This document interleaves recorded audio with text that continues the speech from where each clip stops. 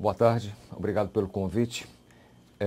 E a importância de falar desse assunto, que realmente é um problema sério e todos os serviços de saúde em todos os municípios desse país devem prestar bem atenção, porque são doenças que podem causar sérias situações para as crianças, para esses pequenos recém-nascidos brasileiros. Então, o teste do pezinho, ele tria uma série de doenças. Mas, para fazer primeiro uma visão histórica, veja que já tinha colegas médicos, por exemplo, o Dr. Dussault, no Canadá, que ele chegou a fazer uma avaliação clínica para estabelecer um índice de 13 pontos, imaginem, para diagnóstico mais precoce. Ele classificava um ponto para cada das determinantes clínicas, por exemplo, como dificuldade de deglutir, constipação, que é prisão de ventre, hipotonia, criança muito mole, hérnia umbilical, macroglossia, que é a língua muito grande. E aqueles considerados normais é que tivessem pelo menos menos de 3 dessas situações. E afetados para hipotiroidismo congênito seriam maior que 4 dessas situações. E ele esperava com isso permitir que pediatras e neonatologistas suspeitassem um diagnóstico mais precoce. Mas evidentemente estava longe do normal. Depois a gente vai ver por quê. Ainda o mesmo médico, ele criou a primeira metodologia para dosagem de T4 e TSH, que são hormônios da função tiroidiana, em sangue absorvido em papel de filtro. E permitiu, então, a partir daí, o diagnóstico na fase neonatal. Grande exemplo de pediatra, cientista e pesquisador, mas, evidentemente, outros nomes não menos importantes se seguiram. Dr. Benjamin Schmidt, para ter ideia, em São Paulo, principalmente nas APAES, onde tinham muitas crianças dadas como deficiência, mas acreditem que muitas delas eram portadoras de hipotiroidismo congênito, que pode dar debilidade mental, e estavam lá por simplesmente não terem tido o diagnóstico, não usarem o remédio de forma adequada desde cedo. Mas realmente ele foi um inovador e um preocupado nessa situação. Até que veio, então, felizmente, o Programa Nacional de Triagem Neonatal e houve mesmo um novo enfoque como programa de saúde pública, porque nos outros países isso já vinha feito e nós tivemos até um pequeno atraso. E por que a preocupação e a necessidade de um screening da triagem neonatal? Porque a maioria dessas doenças, elas aparecem no recém-nascido com poucas ou nenhuma manifestação clínica. Não é possível prever quais lactentes são suscetíveis a essas doenças triadas pelo teste. E a maioria dos casos são esporádicos. Então, a triagem neonatal ela permite um diagnóstico e tratamento precoces e muda a história natural da patologia com toda certeza. Então, vocês vejam que em 1961 foi desenvolvido o primeiro teste de triagem para fenilcetonúria. Depois, em 1968, a Organização Mundial de Saúde começou a se preocupar seriamente com isso. Em São Paulo, como eu falei, o Dr. Schmidt começou na APAE a triagem. Em 85, a primeira legislação referente à triagem neonatal no Brasil para hipotiroidismo congênito e fenilcetonúria.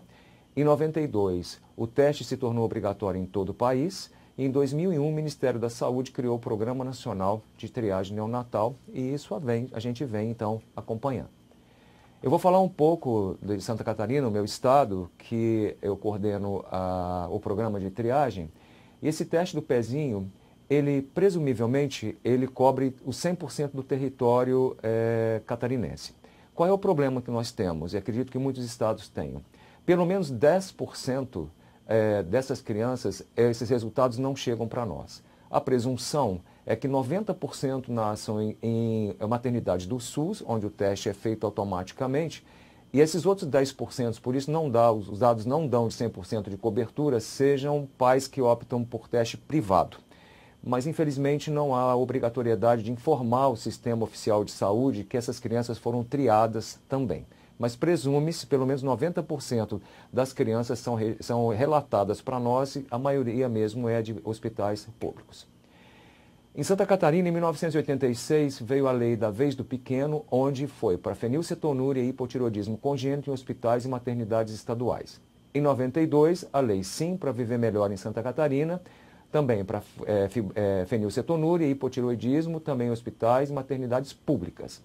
E até que a doutora Marisa Leal Nascimento, ela foi a responsável de implementar o Serviço Regional de Triagem Neonatal e ele vem então se desenvolvendo até hoje. O hipotiroidismo congênito, que é a primeira doença que a gente vai falar que a triagem neonatal detecta, tem uma prevalência de atingir a 1 para 3 mil, a 1 para 4 mil recém-nascidos. A sintomatologia é pouco clara, dificultando o diagnóstico clínico. Sequelas neurológicas são irreversíveis. O hipotireoidismo congênito, ele dá o nome naquela doença que muitos já ouviram falar, que é o cretinismo. Então, eles chamam o hipotireoideu, sem tratamento na época, e ficava com debilidade mental, de cretino. Mas é uma doença por conta da não evolução neurológica dos neurônios, por conta de ausência de hormônio tiroidiano. E o tratamento precoce, evidentemente, o melhor prognóstico intelectual. Necessidade de programas de triagem neonatal, então, que são doenças absolutamente corrigíveis e que você impede mesmo uma série de sequelas para esses pacientes. Um pouquinho da tireoide. A tireoide, ela nasce na base da língua e ela, à medida que o feto vai se desenvolvendo, ela vai migrando até a face anterior do pescoço. Para cada movimento que essa glândula faz até a região normal dela, existem genes, material genético que se expressam para que a tireoide mude um pouquinho de lugar. Por isso é que a gente pode ter, por exemplo, ausência de tireoide no hipotireoidismo congênito, porque esses genes não se expressaram. Pode ter uma tireoide apenas com o lobo, faltando um lobo, quer dizer, uma ausência de um gene também. Ou a mesma própria tireoide que tenha se formado, mas ela não trabalha direito, ela não funciona e não consegue produzir o hormônio adequado para a criança. Então vejam que ela tem um aspecto bilobulado, que ela parece como se fosse uma borboleta na 7ª semana. Os folículos tiroidianos, que é onde o hormônio pode ser produzido, na 10ª semana ele está resolvido no feto. A função ela é detectada na quarta semana.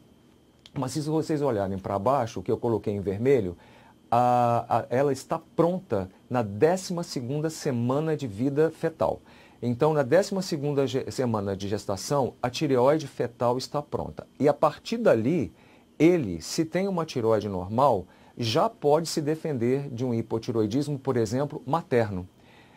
Podem ter certeza que não é incomum uma mulher grávida ter hipotireoidismo e nem saber, ou ter hipotireoidismo e não tratar adequadamente. Ora, então, se é o hormônio da mãe que passa via placenta para o feto, até a 12ª semana, é fundamental que a saúde tiroidiana da mãe esteja 100%, porque os neurônios estão sendo formados, ele só vai se defender com a própria tireoide dele a partir da 12ª semana de gestação.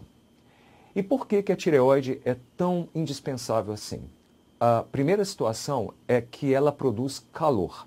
E quando o bebê nasce, corta o cordão umbilical, ela acabou com a temperatura quentinha da mãe. Então ela tem que produzir calor por ela mesma. E tanto que quando a criança nasce, há um pico de hormônio tiroidiano justamente para a necessidade de produzir calor para a sobrevivência. Então vocês vejam que o hormônio tiroidiano, que eu coloquei como HT, promove uma vida independente para cérebro e a termogênese, como eu falei, produção de temperatura, adequando aquele ser humano a viver em qualquer ambiente. Mas também, junto com ele, depois nós vamos ver uma outra doença criada, o cortisol, a cortisona, que é produzido pelas glândulas suprarrenais, são duas glândulas acima dos rins, produzem, portanto, esse cortisol, que é outra situação fundamental para a manutenção da vida. Então, esse binômio tireoide e suprarrenal, se eles estão funcionando bem, aquele ser humano vai se desenvolver de forma adequada. Então, o que importa para nós é que na triagem neonatal se identifique e se comece a tratar precocemente para minimizar danos. O sangue é coletado em papel filtro 2 a 5 dias, 3 a 5 dias de vida. Alguns centros necessitam de nova coleta realizada de 2 a 6 meses de vida, principalmente em crianças com prematuridade e muito baixo peso. Pelo menos 2 coletas a gente orienta, não só aquelas de 3 a 5 dias, mas também algumas semanas, porque isso pode dar realmente alguma alteração. No nosso estado, nós usamos esse fluxograma, o TSH, que é o hormônio hipofisário que estimula a produção da tireoide. Se ele está menor que 6, a gente considera normal.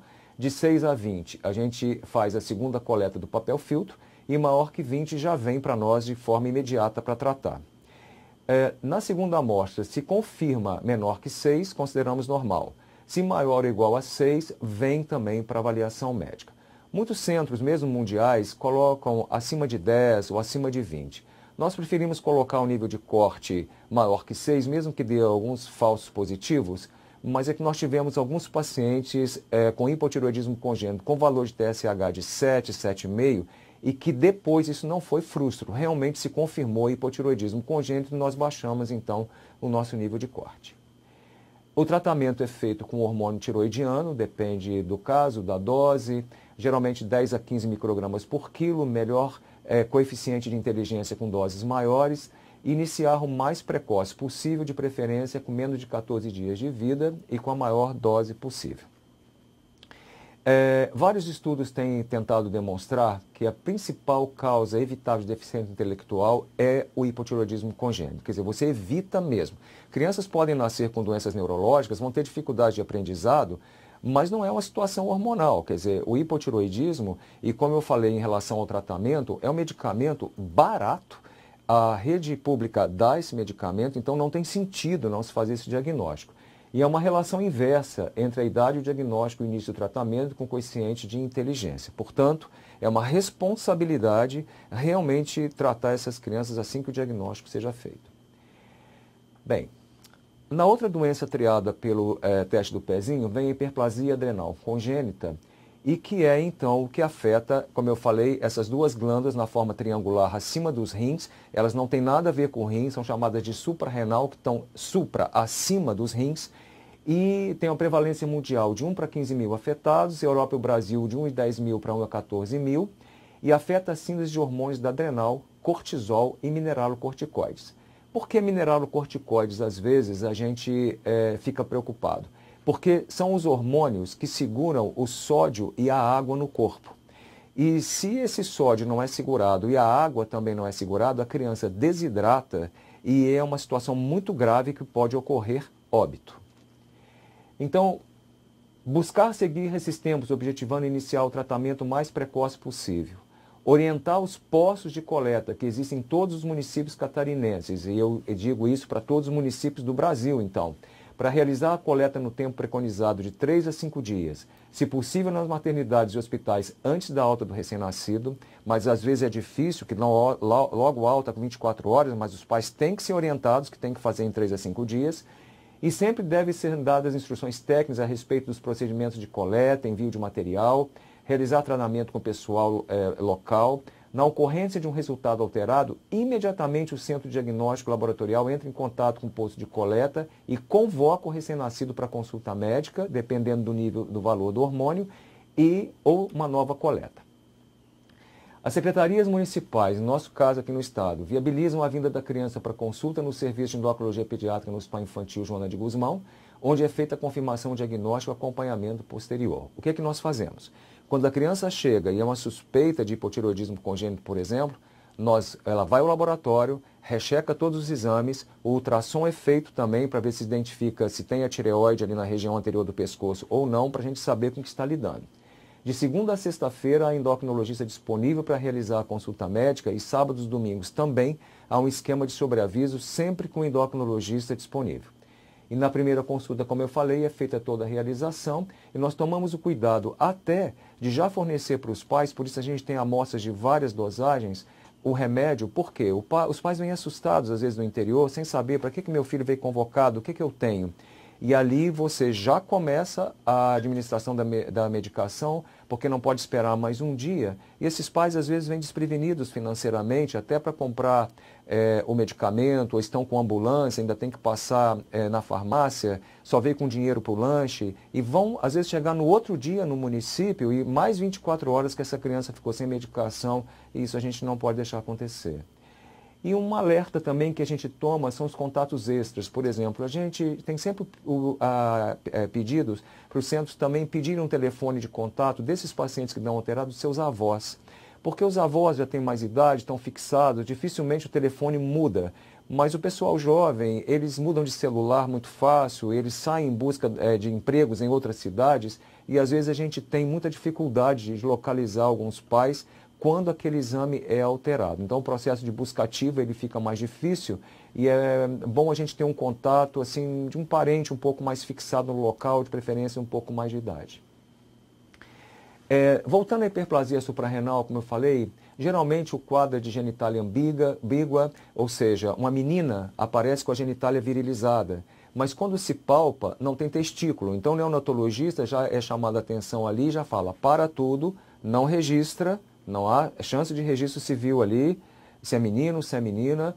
Pode ter crise perdedora de sal, como eu te falei, eles não seguram sódio, isso pode desidratar e vão a óbito mesmo.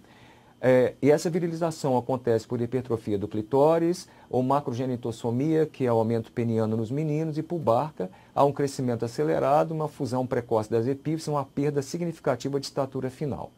Mas eu quero alertar que esse teste para hiperplasia suprarrenal, ele principalmente veio para salvar a vida de meninos. Porque como a produção de hormônio masculino durante a vida fetal na criança que tem esse defeito enzimático, a menina nasce virilizada. Se ela nasce virilizada, chama atenção. Mas o menino nasce normal, com a bolsa escrotal normal, com os testículos tópicos, apenas com o pênis talvez um pouquinho grande. Mas ninguém dá necessariamente bola para isso. O problema é que ele desidrata, se esse diagnóstico não for feito. E ele desidrata, como eu disse, vai a óbito. Então a chance de meninos afetados é o teste do pezinho mostrar que um hormônio está alterado e a suspeita de hiperplasia suprarrenal pode estar acontecendo. Então, o diagnóstico clínico, como eu falei, na hiperplasia, meninas têm genitália ambígua, chama mais atenção, e nos meninos vão a óbito sem diagnóstico, porque a genitália é normal, é uma genitália masculina. O objetivo nosso da triagem é detectar os casos graves da doença, portanto, perdedores de sal, como eu falei, para prevenção de choque, dano cerebral e morte por meio de tratamento pré-sintomático, impedir ou reduzir o tempo de registro civil incorreto que pode ocorrer em meninas afetadas virilizadas. Eu repito, na verdade, os grandes lábios, eles evoluem e formam a bolsa escrotal. O clitóris evolui e forma o pênis. Mas isso só acontece na presença de hormônio masculino, testosterona. Nas meninas afetadas, há uma grande produção de testosterona na vida fetal. E essa genitália delas, os grandes lábios do clitóris, evoluem e formam a genitália aparentemente masculina. Mas eu repito, o neonatologista, quando acha aquilo meio estranho, ao palpar aquele pretenso a bolsa escrotal, vê que não há testículo. Então é uma menina. Qual é o perigo? Registrar essa menina como menino. Isso dá um problema muito sério depois para acompanhar essa criança em termos legais, etc. Também prevenir os efeitos progressivos do excesso de androgênio, como eu falei, baixa estatura e distúrbios psicossociais, óbvio. Né? Imagina uma criança não diagnosticada e que depois vai crescendo pretensamente registrada como menino e não é um menino, é uma menina, tem uma grande responsabilidade. E é a única forma de reconhecer precocemente os meninos com uma forma virilizante simples. Aproximadamente 70% dos casos de hiperplasia adrenal congênita triados em todo o mundo não tinham suspeita clínica, incluindo 20% das meninas e 99% dos meninos. Por isso eu disse, muito mais importante para salvar a vida de meninos, aí no caso de portadores de hiperplasia adrenal, do que no caso das meninas, que a genitália chama mais atenção. A gente dosa 17-alfa-hidroxiprogesterona, que é o metabólito principal que aumenta no diagnóstico da hiperplasia, em sangue capilar em papel filtro também no terceiro a quinto dia de vida. Pode dar, alguns casos darem falso negativo, como o uso de corticoide no período perinatal para manutenção pulmonar, por exemplo, quando a criança ainda está no útero. Falso positivo também em caso de prematuridade, baixo peso, doença perinatal, coleta precoce. Mas, de novo, quando dá alterado, o paciente vem ao centro médico, a gente avalia, faz os exames, dosa sódio, potássio, repete todos esses marcadores e ali ou já sai tratado ou depois a gente vai ver, eles saem com uma carta de urgência, uma carta de suspeita. Ou seja, aparentemente não é, mas é meio aquele ali, não sabe se é, se não é.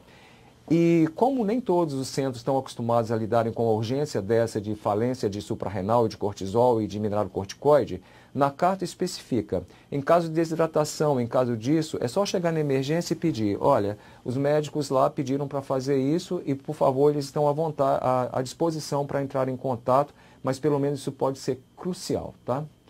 Soluções para diminuir o falso positivo é o nível de corte de peso ajustado, adiar a triagem recém-nascidos e com a doença identificada. Crianças assintomáticas, como eu falei, e com ganho de peso, porque uma coisa importante aqui é alertar. Na hiperplasia adrenal, se você tem uma certa dificuldade de saber se aquilo poderia confirmar o diagnóstico, a criança com hiperplasia suprarrenal tem uma enorme dificuldade de ganho de peso. Então, se está ganhando peso e você suspeita e os exames não são tão assim alterados, vale a pena então aguardar. Mas por isso que eu digo que eles recebem uma carta de alerta de suspeita para hiperplasia adrenal congênita, de qualquer forma, com toda a informação que deveria, se chegar numa emergência, o que fazer até poder falar com um de nós. Uma outra doença que que é detectada no teste do pezinho é a deficiência de biotirinidase, que é uma enzima também fundamental para a maturação cerebral.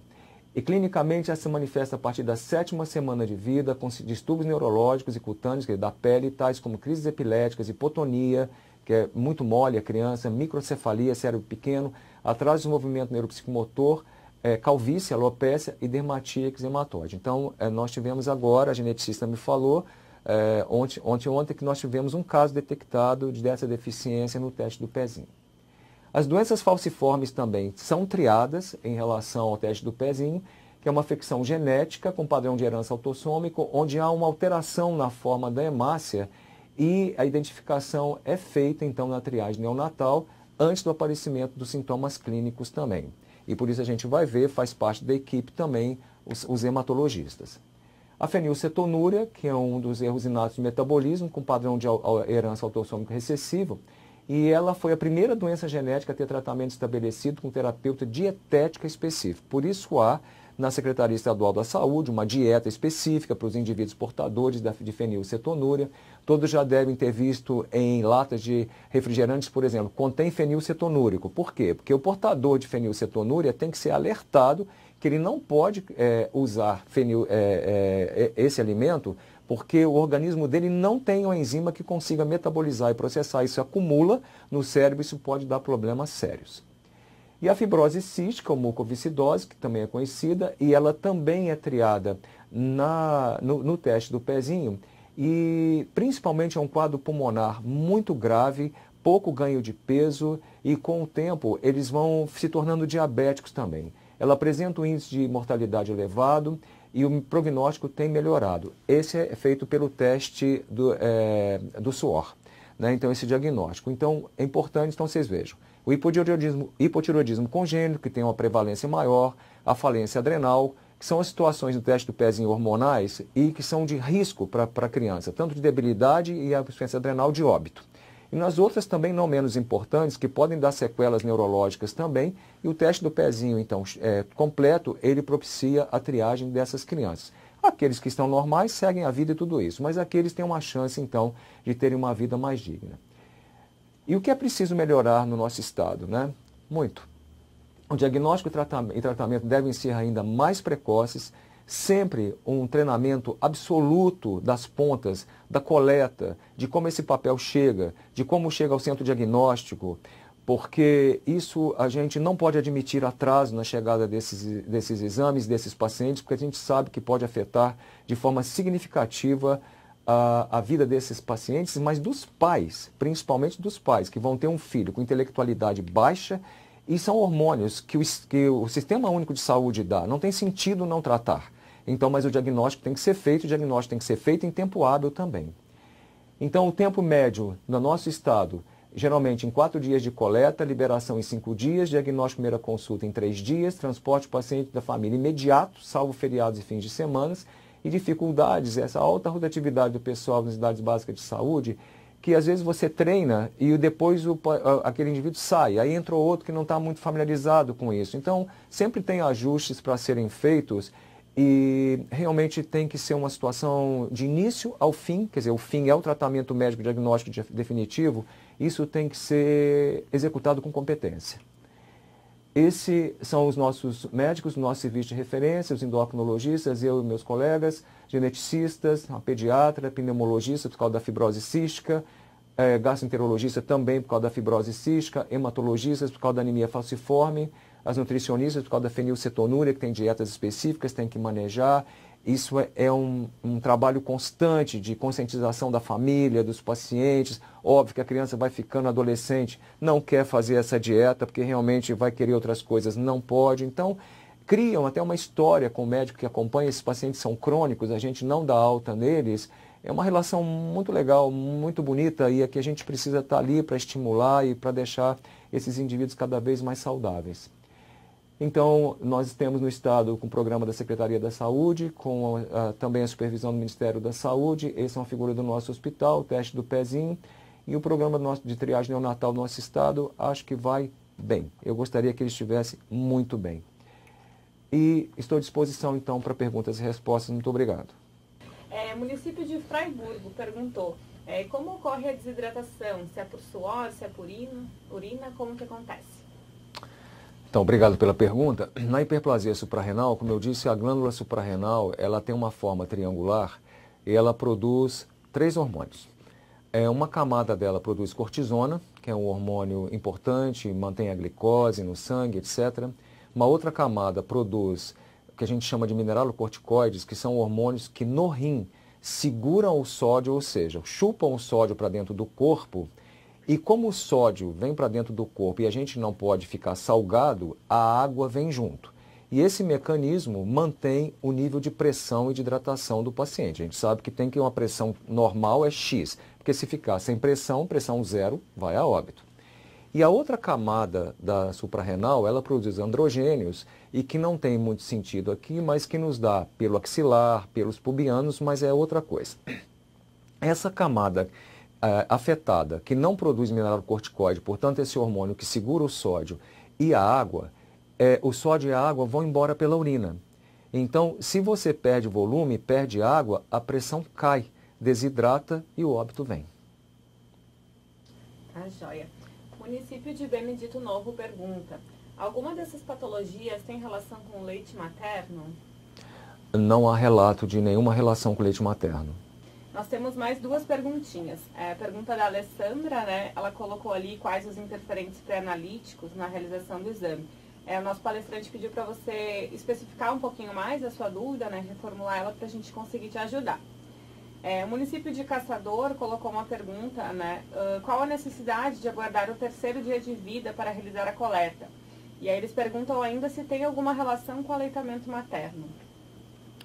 Então, obrigado novamente pela pergunta. Então, responder a questão do 3º a 5º dia, porque quando a criança nasce, ainda tem hormônios maternos na circulação e tudo isso, e o corpo, ele precisa de um tempinho para dar uma ajustada, para ser, então, real aquela coleta que represente a função hormonal do recém-nascido. Como eu falei para vocês, por exemplo, se quando a criança nasce, o cordão umbilical é cortado, há um aumento enorme do TSH, um pico do TSH, para tentar estimular a tireoide a produzir hormônio tiroidiano. Por quê? Porque o hormônio tiroidiano produz calor. E aquele novo ser, ele precisa de calor, porque já não tem o calor da mãe dele. Então esse TSH, ele vai lá em cima. E se você dosa ali, esse TSH alto, você pode dizer, tem um hipotiroidismo congênito. E pode não ter. Porque entre o 3º e o 5º dia de vida, isso é mais razoável que seja mostrando exatamente como o corpo daquela criança vai funcionar hormonalmente. Joia. A Alessandra colocou aqui um complemento da sua pergunta, né? Ela pergunta para se ter uma boa coleta, né, e não interferir no resultado. Que ela colocou ali quais são os interferentes pré-analíticos em relação à questão da coleta, né? Para se ter um bom resultado de exame. Então, é preencher aquele círculo de forma adequada, porque geralmente o laboratório que vai detectar, infelizmente, ele refere para a gente assim, material insuficiente, material ressecado, né? Isso sim atrapalha bastante. Então tem aquele círculo ali, tem que fazer bem direitinho mesmo, e uma sugestão mesmo é que você faça o pique no pé da criança e faça uma bolha bem generosa, comece ali pelo centro e vai até aquele espaço está todo preenchido de forma adequada. Porque eu relato, há várias solicitações do laboratório para dizer, olha, foi material insuficiente. Material insuficiente é pouco sangue que está ali. E material ressecado, ou porque demorou demais, ou porque também não foi coletado no papel filtro de forma adequada. Essa é a atenção que eu acho que o pessoal que coleta deve ter. Tá, jóia. Então, eu agradeço realmente o convite. Eu, como coordenador estadual da triagem neonatal, eu espero que tenha ficado muito claro para todos que esse programa é diagnóstico precoce, tratamento precoce, e são irmãos brasileiros nossos, filhos de irmãos brasileiros nossos, que podem ficar débeis mentais, que podem ir a óbito, porque talvez algum de nós, em algum local, tenha falhado. Desde a coleta equivocada, a coleta não correta, desde o transporte errado, a chegada ao centro diagnóstico atrasado, e isso tem que ser um comprometimento real de todos que trabalham com a triagem neonatal. São doenças evitáveis, tratáveis, eu repito, e a gente tem a obrigação de ter um estado de excelência quando lidar com isso. Eu agradeço a atenção, um bom fim de semana a todos.